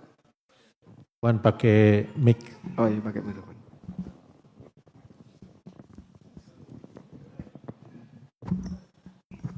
Ya, terima kasih. Assalamualaikum warahmatullahi wabarakatuh. Dengan kita ikuti kajian seperti ini, rasanya kita akan rasa sedih. Dan saya ada suatu masalah, yaitu beberapa tahun yang lalu, lebih dari 10 tahun, ada seseorang dengan hubungan dengan saya, itu istilahnya sangkut paut. Dan orang itu menghilang sampai ini. Sampai ini saya cari juga cukup sulit. Dan kakaknya itu memberikan suatu jaminan ke saya berupa sertifikat. Apakah itu termasuk nanti dalam memboikot Al-Quran? Bagaimana solusinya Ustaz? Terima kasih. Assalamualaikum warahmatullahi wabarakatuh. Waalaikumsalam warahmatullahi wabarakatuh. Punya sangkut paut dengan orang tertentu, kaitannya dengan memboikot Quran di sisi mana, Pak?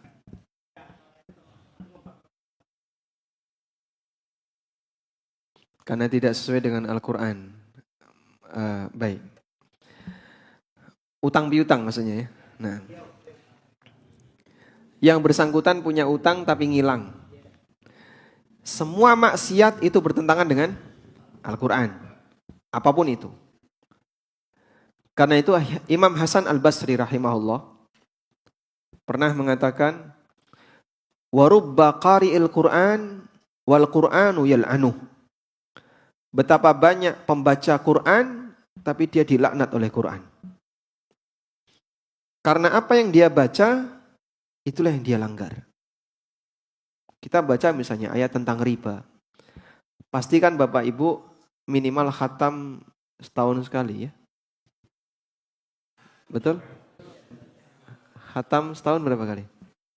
Paling minimal sekali. Itu pun pas bulan? Di luar bulan Ramadan Qurannya ditumpuk kayak gitu Pak. Sampai jumpa tahun depan. Sehingga ada banyak masjid yang dia punya koleksi Quran, tapi nggak tersentuh. Sampai bubuan berdebu gitu ya. Karena saking lamanya nggak dibaca. Baru setahun sekali pas Ramadan dibaca. Baik. Ketika kita membaca Quran, minimal pas Ramadan melewati surat Al-Baqarah sampai selesai. Di situ kan ada ayat tentang riba. Kita baca ayat tentang riba, tapi kita pelaku riba. Warubba qari'il Qur'an wal Qur'anu yal'anu. Betapa banyak orang yang baca Quran, tapi Quran melaknatnya.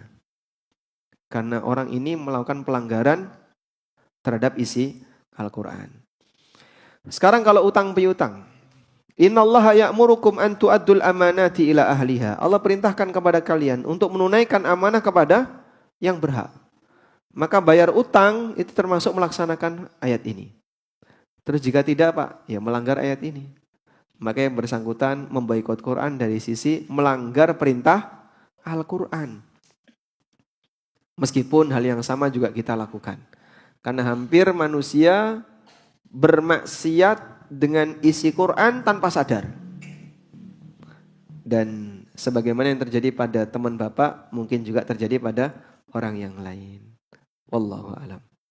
Mungkin Ustaz, Bapak-bapak, Ibu-ibu, mungkin kalau ada pertanyaan yang singkat saja karena waktunya terbatas. Dan kalau bisa yang sesuai dengan tema hari ini. Terima kasih. Baik, sekarang kita bacakan pertanyaan lewat kertas. Assalamualaikum warahmatullahi wabarakatuh. Waalaikumsalam warahmatullahi wabarakatuh. Bagaimana kalau kita membaca Al-Quran di rumah dengan pakaian daster biasa? Apa termasuk tidak sopan? Begitu juga saat sholat, pakai daster dan hanya ditutup mukena. Dan keadaan ini sangat berbeda dengan laki-laki atau suami pada saat ke masjid menggunakan pakaian rapi dan minyak wangi. Kalau ibu-ibu di rumah mau baca Quran, memang bukan syarat baca Quran harus nutup aurat. Yang disyaratkan nutup aurat itu sholat. Kalau baca Quran tidak harus nutup aurat. Sehingga Anda baca Quran dalam posisi kepala terbuka, ya, tidak pakai jilbab, hukumnya boleh. Tapi makin sopan, makin besar pahalanya. Wudu, kemudian memakai pakaian yang menutup aurat, lalu duduk menghadap kiblat, kemudian membaca dengan rapi, insya Allah pahalanya semakin besar.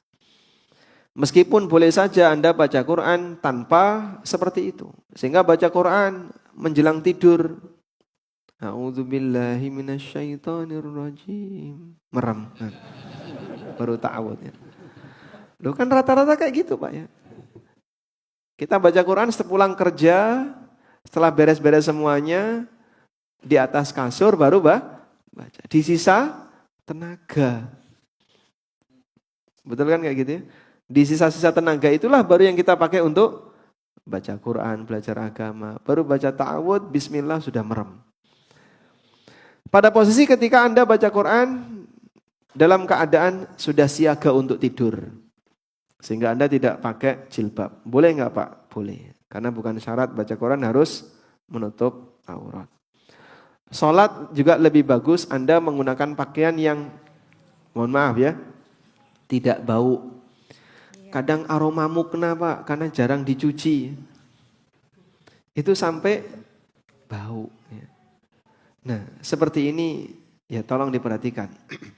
Karena malaikat terganggu disebabkan aroma yang bisa mengganggu manusia. Sehingga kalau bau Anda gantikan dengan mukna yang lain. Assalamualaikum waalaikumsalam. Bagaimana jika termasuk dari tingkatan orang yang memboikot? Misal baca rajin, kadang baca artinya, tapi tidak menghafal. Ya berarti Anda termasuk bagian yang memboikot Quran. Karena tadi disebutkan oleh Ibnu Katsir, tidak menghafal Quran termasuk memboikot Al-Quran. Maka kita banyak mohon ampun kepada Allah. Sebagaimana pula tadi Ibnu Katsir sampai berdoa kepada Allah agar Allah menghilangkan kita dari semua yang menyebabkan Dia murka kepada kita.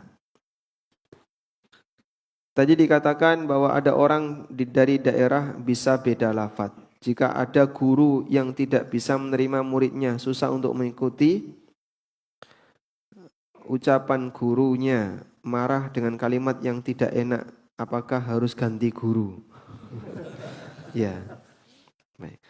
Ya kalau sekiranya bikin sakit hati ya silahkan ganti guru ya. Tapi mungkin maksud guru itu biar kita jadi sakit hati ya. Lalu setelah sakit hati kan ada perubahan. Orang baru merasa setelah apa? Sakit hati. Sehingga mungkin dibentak-bentak dulu. Pokoknya harus bisa. Masa pak sih? Harus fa. Ucapkan fa, pak. Berkali-kali salah. Baik. Jadi namanya membaca harus dipaksakan.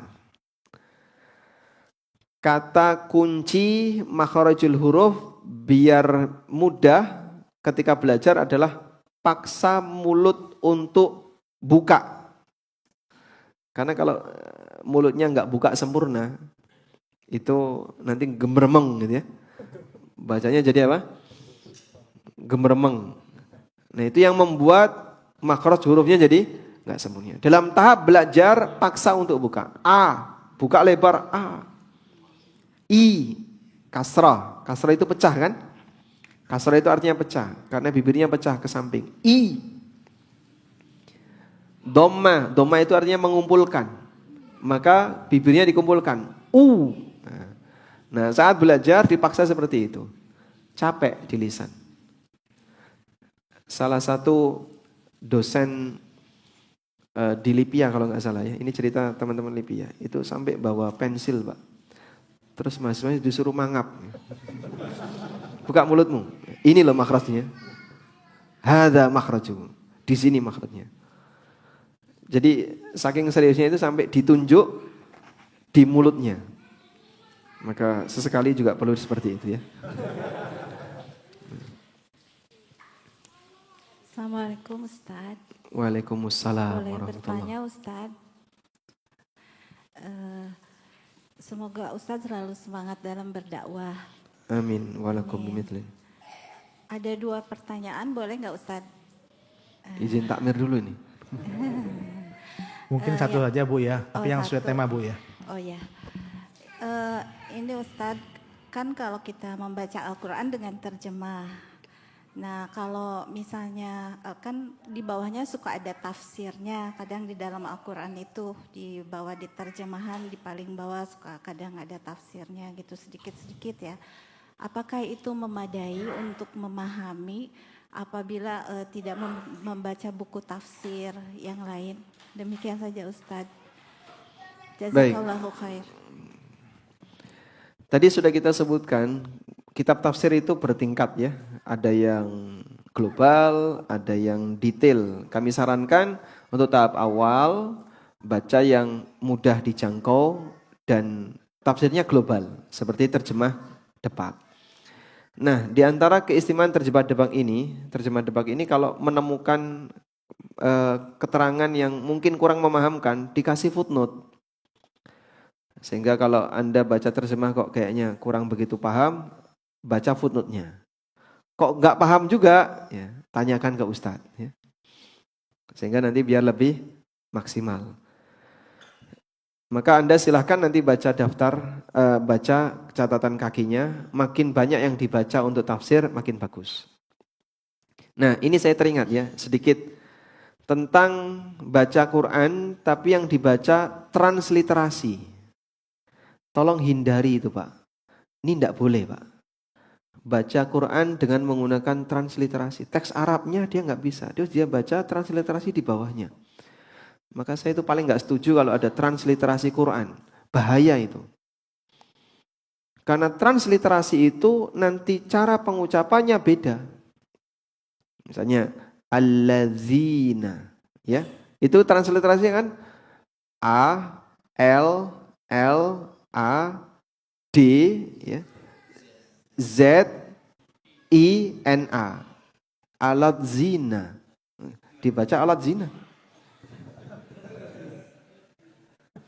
Alladzina dibaca alat zina.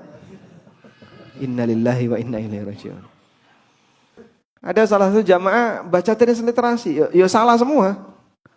Ini yang dibaca bukan Quran, Pak. Quran kalimatnya nggak kayak gitu. Tapi saya bisanya ini, harus belajar bisa yang Arab. Walaupun sudah lanjut usia, udahlah. Usia itu bukan uzur syar'i ya. Jangan karena alasan umur, tapi saya sudah tua. Tua itu bukan uzur syar'i. Beralasan sudah tua terus nggak belajar, diterima nggak? Apakah ada masa di mana belajar itu berakhir di usia tertentu? Usia berapa ujung belajar, Pak? Sampai kapan kita belajar? Maka yang tidak kita ketahui, di sini saya nggak tahu, di sini saya nggak tahu. Anda pelajari bagian itu. Tidak ada istilah saya sudah tua. Karena tua itu bukan uzur syar'i. Baik. Gimana? Coba kita bacakan dulu. Assalamualaikum. Waalaikumsalam. Bolehkah membaca Al-Quran sambil mengikuti murattal, misalnya di HP? Boleh ya. Insya Allah tidak masalah. Yang penting jangan sampai rusak kalimat yang Anda ucapkan. Misalnya niru siapa ya? Yang merdu siapa? Misalnya Misyari Rosid, niru Misyari Rosid. Wah, ini sudah fales suaranya, gemremeng, bengung, malah nggak karuan. Sehingga yang terucap mau niru jadi melenggok-lenggok nggak karuan. Udahlah nggak usah Pak. Ya. Sadari saja Bapak ini nggak bisa seperti itu ya. Memaksakan seperti ini bisa jadi justru malah ngerusak. Maka Anda bisa latihan baca dulu dengan betul, baru kalau mau pengen niru lagu-lagu setelah bisa baca dengan betul. Nah, saya sarankan kalau mau baca murattal ya, niru murattal yang pelan-pelan itu Husairi. Ya, ini Mesir ya. Yang kedua Siddiq Al-Mansawi, ini juga Mesir. Yang ketiga Hudhaifi. Tiga ini pelan dan bagi pembelajar lebih enak. Ya. Tapi kalau yang cepat-cepat dan apalagi yang lagunya bagus itu mungkin agak berat. Ya. Nah, silakan.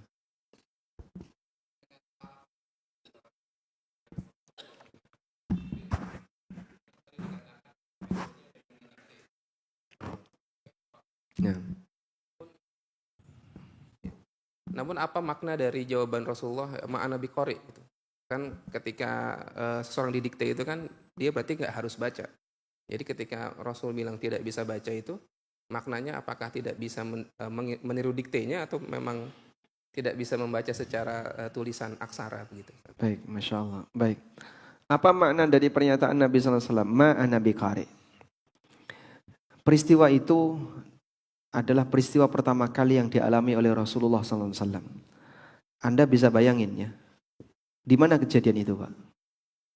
Di Gua Hira. Gua Hira itu di bawah atau di atas? Di atas, di Jabal Nur.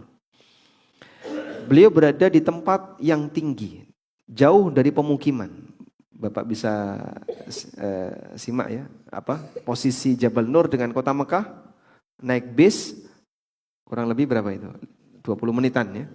20 menitan atau 15 menit. Dah? Sehingga jauh dari pemukiman penduduk.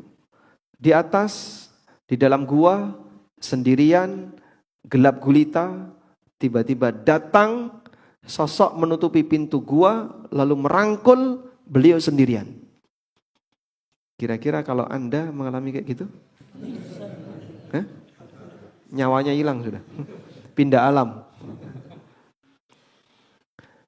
Allah sudah menyiapkan nabinya sallallahu alaihi wasallam sehingga beliau punya mental yang tidak sama seperti mental orang biasa. Dalam situasi seperti itu yang mungkin kalau manusia biasa, pudingnya sudah pingsan. Tapi beliau tetap bisa berkomunikasi. Makanya pasca itu Nabi SAW pulang, saking ketakutannya nggak hilang, demam. Orang kalau saking ketakutan itu bisa demam. Rasulullah SAW demam. Datang ke Khadijah, zammiluni. Selimuti aku. Ini mungkin bisa jadi pas lagi musim panas, tapi minta diselimuti. Kenapa Pak? Demam. demam menggigil karena ketakutan, sehingga beliau minta diselimuti. Komunikasi sederhana ketika diminta oleh Jibril, Iqra ma'ana biqari. Karena beliau tidak bisa baca teks, sehingga pernyataan aku tidak bisa baca bukan maksudnya aku tidak bisa menirukan, tapi saya tidak bisa baca teks. Sebab Rasulullah SAW adalah orang yang ummi. Dinyatakan dalam Al-Quran, An-Nabiyil ummiyil ladhi yajidunahu maktuban indahum fit Taurat. Seorang nabi yang ummi, yang keterangannya bisa mereka jumpai dalam kitab Taurat. Sehingga beliau tidak bisa baca aksara. Dan masyarakat Arab ketika itu rata-rata demikian. Maka di surat Al-Jum'ah Allah mengatakan, Huwaladzi ba'atha fil ummiyin. Di tengah ummiyin. Ummiyin itu siapa? Masyarakat Arab. Maka makna ma'ana biqari artinya adalah saya tidak bisa membaca aksara. Bukan tidak bisa menirukan suara. Wallahu a'lam. Selanjutnya. Assalamualaikum. Waalaikumsalam. Izin bertanya tentang love apa ini? Agar orang tua kiat-kiat, agar orang tua mau belajar Al-Quran. Masya Allah. Kiat-kiat agar orang tua mau belajar Quran. Berarti kiat mempengaruhi orang tua gitu kan? Nah, anaknya seharusnya lebih ngerti. Karena yang lebih paham tentang karakter orang tua siapa? Anaknya, bukan saya. Saya nggak kenal orang tua bapak. Cuman sederhana yang bisa dilakukan untuk mempengaruhi orang baru adalah dengan komunitas. Mungkin sesekali orang tuanya diajak bergabung dengan komunitas yang mau belajar Al-Quran. Tapi Pak, gabung sama komunitas saja sudah nggak mau. Nah itu yang susah. Ya mungkin sesekali ya, orang tua diajak piknik sambil belajar. Berarti ikut apa itu? Mungkin ikut daurah-daurah di hotel atau apa. Nah, mereka tertarik untuk bergabung dengan kegiatan di situ dan adakah kajian ya? Alhamdulillah, semoga nanti bisa mempengaruhi mereka yang ingin belajar dengan serius.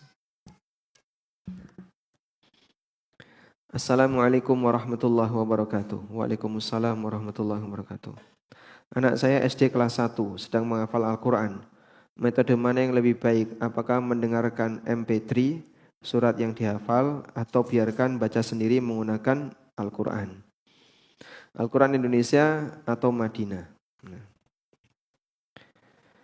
Apabila, ini karena ini SD kelas 1 ya, apabila belum bisa baca teks, maka sebaiknya pakai murotal, pakai talaki. Jadi kenapa pakai talaki?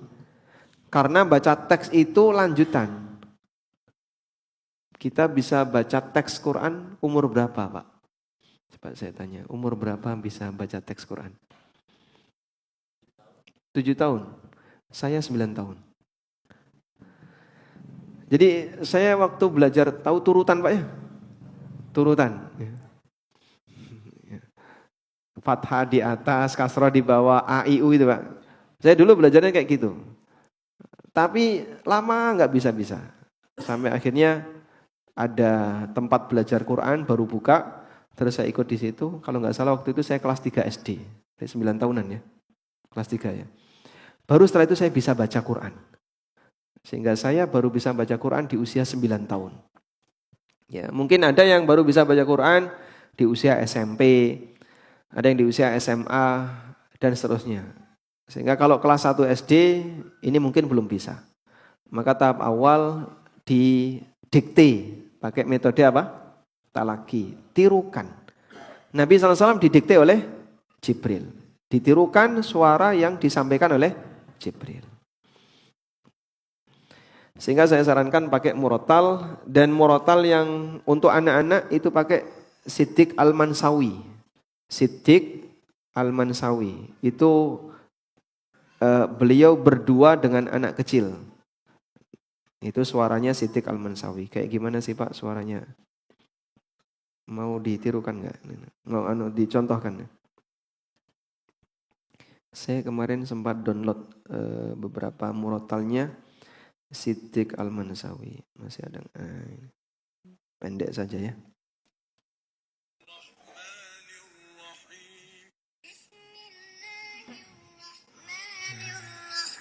Jadi modelnya kayak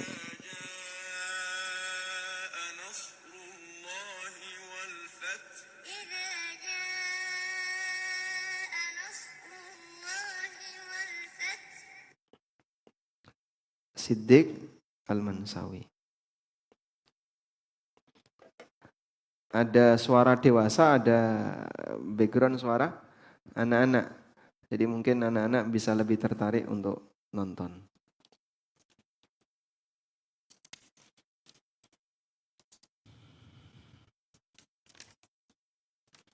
Assalamualaikum. Waalaikumsalam.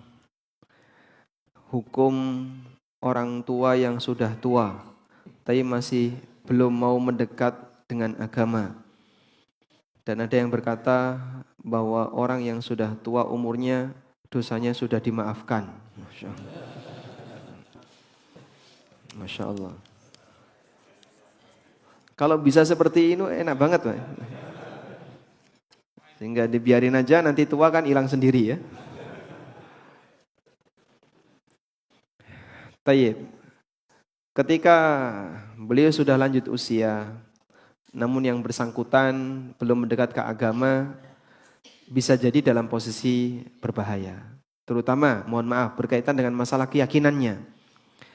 Sehingga kalau Anda bisa diagnosis orang tua Anda, ya, dicek dulu akidahnya. Apakah beliau membawa akidah kelenik atau tidak? Karena akidah kelenik itu kesyirikan. Bahaya ya. Nabi SAW pernah melihat ada orang pakai gelang kesehatan. Dipegang tangannya. Apa ini ya fulan? Ya Rasulullah, minal wahina. Ini obat untuk penyakit wahina. Penyakit wahina itu penyakit kemeng-kemeng. Kemudian Nabi SAW perintahkan, inziha. Copot, lepaskan. Lau mutta wa huwa alaika lan tufliha abada. Kalau sampai gelang ini kau pakai dan kau mati, dia belum kau lepaskan, kau tidak akan beruntung selamanya. Alias mati bawa dosa. Itu cuman gelang yang diyakini ini sebagai obat ya untuk kesehatan. Tapi secara ilmiah nggak terbukti ya, cuman gelang biasa. Itu disuruh lepas. Apalagi yang punya cekelan, ya. Tahu cekelan Pak? Jimat, keris, atau senjata-senjata, atau keyakinan-keyakinan apa. Misalnya dia punya keyakinan ada penunggu di sini. Itu semuanya tolong dibersihkan dulu. Jadi dicek bagaimana akidahnya. Kemudian yang kedua kewajiban sholat. Ya. Karena kalau nggak sholat, keluar dari Islam, sehingga periksa mengenai kewajiban sholatnya.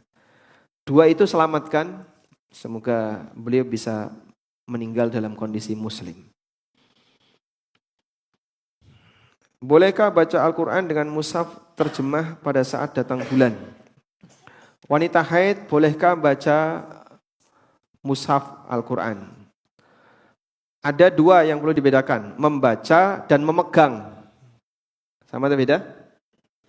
Beda. Membaca tanpa memegang bisa enggak? Bisa. Hafalan misalnya kan, tanpa memegang. Baik. Wanita haid, pertama, bolehkah wanita haid memegang Quran? Pendapat yang kuat enggak boleh. Maka megang mushaf dilarang. Dah?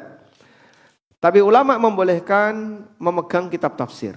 Karena kitab tafsir itu bukan Quran, tapi kitab tafsir.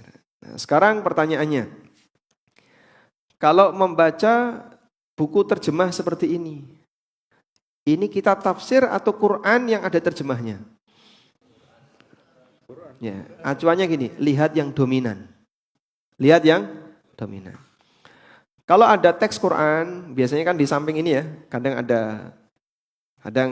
ini teks Quran, tapi di samping ini ada catatan-catatan kecil. Pernah jumpa kayak gitu? Nah itu Quran tapi dikasih sedikit catatan. Hukumnya hukum Quran. Hukumnya hukum Al-Quran. Tapi kalau kitab tafsir tafsirnya banyak, teks Qur'annya sedikit, maka dihukumi tafsir. Wanita haid megang kitab tafsir boleh. Ya. Nah, kalau Quran terjemah seperti ini, Pak, dominan yang mana ini? Hah? Apa? Dominan yang mana? 50-50. Qur'annya sama tafsirnya 50-50. Berarti meragukan. Kalau sekiranya Anda ragu, sebaiknya jangan pakai ini. Terus pakai apa, Pak? Nah, HP sana. Sekarang kalau pakai HP. Nah, kalau pakai HP bisa ini apa namanya? Pensil.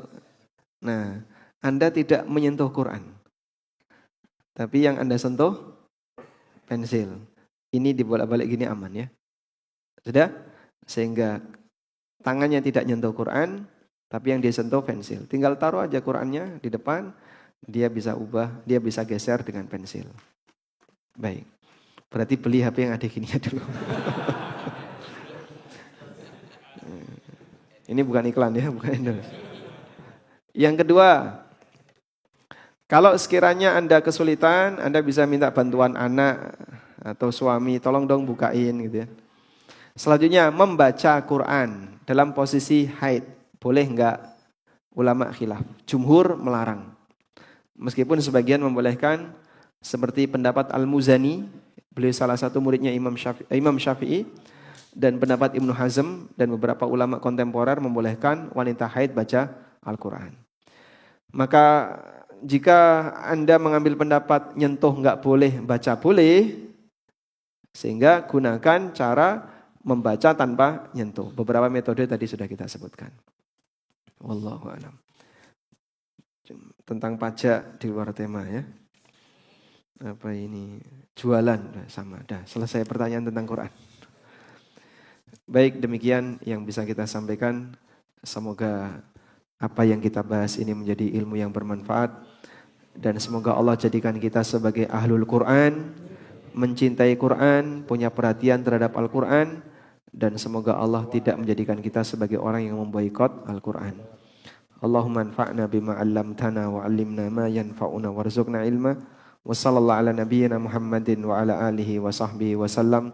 Wa akhiru da'wana anil hamdulillahi rabbil alamin. Wassalamualaikum warahmatullahi wabarakatuh.